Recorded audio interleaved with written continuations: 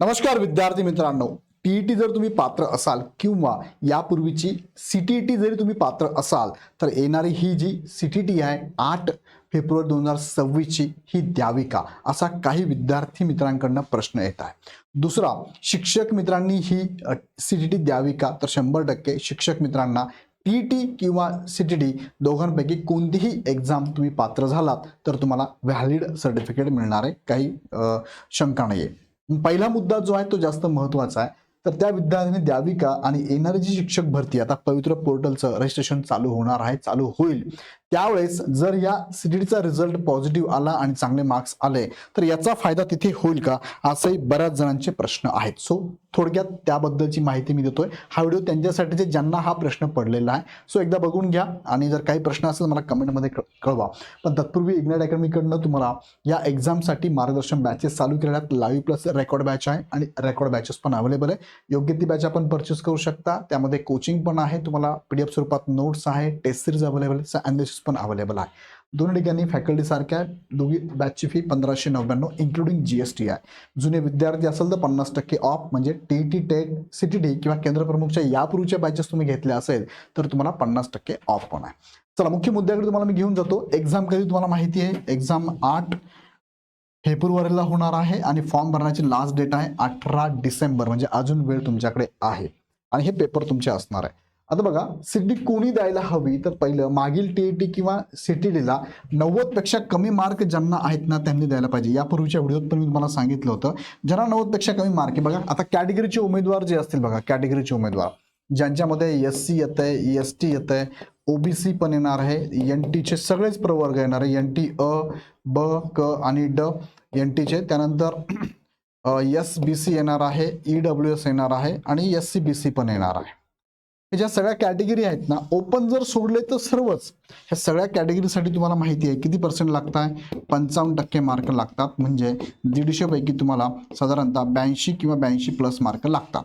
मग हे कॅटेगरीचे जे उमेदवार ना, यांना जर मार्क सपोज यांनी यापूर्वी एक्झाम दिली, सर मी टीईटी किंवा सीटी दिलेली आहे, जी कोणती लास्ट ज्याचे जास्त मार्क आहे, त्यांना जर 82 पासून ते 89 पर्यंत जर मार्क असतील, या दरम्यान मार्क असेल, भले ते पात्र आहेत, पण ह्या उमेदवारांना मी परत सांगेल, बघा हे उमेदवार यांना परत सांगेल की यांनी ही पात्रता परीक्षा परत द्यावी, ती भले टीईटी असो किंवा सीटीटी असो, आणि तुम्हाला 90 किंवा 90 प्लस मार्क तुम्हाला पाडावे लागतील. पाडा. याचा फायदा काय होणार आहे, याचा फायदा बघा, येणारी पुढची शिक्षक भरती किंवा कोणतीही शिक्षक भरती असू द्या, त्यामध्ये फायदा काय होईल याचा अनुभव तुम्हाला 2022ला जी शिक्षक भरती झाली त्यामध्ये असं झालं होतं की काही कॅन्डिडेट जे होते, कॅटेगरीचे कॅन्डिडेट होते, त्यांना शिक्षक पात्रता परीक्षा ते क्वालिफाईड झाले होते, त्यांना 83 ते 89 दरम्यान मार्क होते आणि त्यांना टेटला मार्क खूप चांगले होते. टेटला मार्क खूप चांगले असून सुद्धा त्यांना काही जागा मिळाल्याच नाही, त्यातल्यात काही म्हणजे ओपनच्या जागा मिळाल्याच नाही. काय मिळालं नाही, कारण ते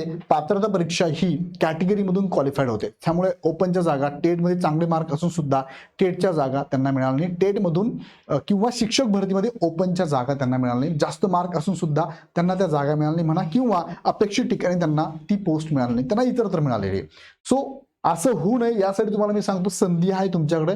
भले तुमचा अभ्यास खूप चांगला झाला असेल, जस्ट फॉर्म भरून टाका आणि एक्झाम देऊन टाका. म्हणजे जर वाढला स्कोर चांगली गोष्ट, म्हणजे येणाऱ्या कालावधीत अभ्यास पण करा, मी अभ्यास नका करू असं म्हणणार नाही. तुमचा अभ्यास झाला असेल, खूप चांगला असेल, रिव्हिजन वगैरे देऊन ही एक्झाम तुम्ही देऊन टाका असं मला म्हणायचंय, जेणेकरून ज्यांना हा स्कोर आहे त्यांनी तो वाढवण्याचा प्रयत्न करा. बरोबर आहे, हा वाढवण्याचा प्रयत्न त्या सगळ्याच उमेदवारांनी सीटी द्यायला हवी.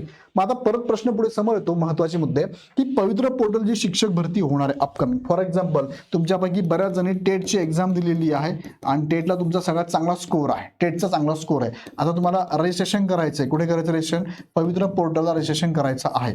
मग यामध्ये तुम्हाला टीईटीचे मार्क किंवा सीटीटीचे मार्क टाकावे लागतात. हे कोणते टाकावे लागतात, असं काही आहे का की टेट नंतरची सीटीटी चालेल का, चालते का, यस चालते. तुम्हाला आतापर्यंत म्हणजे जेव्हा रजिस्ट्रेशन प्रोसेस चालू होईल ना, त्या दरम्यान, त्या डेटला, यापूर्वी, त्या डेटच्या पूर्वी तुम्ही कोणती एक्झाम दिलेली असू द्या, टीईटी असू द्या किंवा सीटी असू द्या, याचे मार्क्स तुम्ही टाकू शकता. हायएस्ट मार्क तुम्ही टाकू शकता, कोणती असू द्या. मग ती हायएस्ट ज्यामध्ये तुम्ही किती वेळेस देऊ शकता ना, टीईटी किती वेळेस द्या, सीटी किती वेळेस द्या, पण ज्या वर्षी हायएस्ट येईल स्कोर त्या सीटीचे किंवा टीईटीचे मार्क तुम्ही टाकू शकतात. असं काही नाही आहे की लेटेस्ट जी दिली ती टाकावं लागतं असं काही नाही आहे.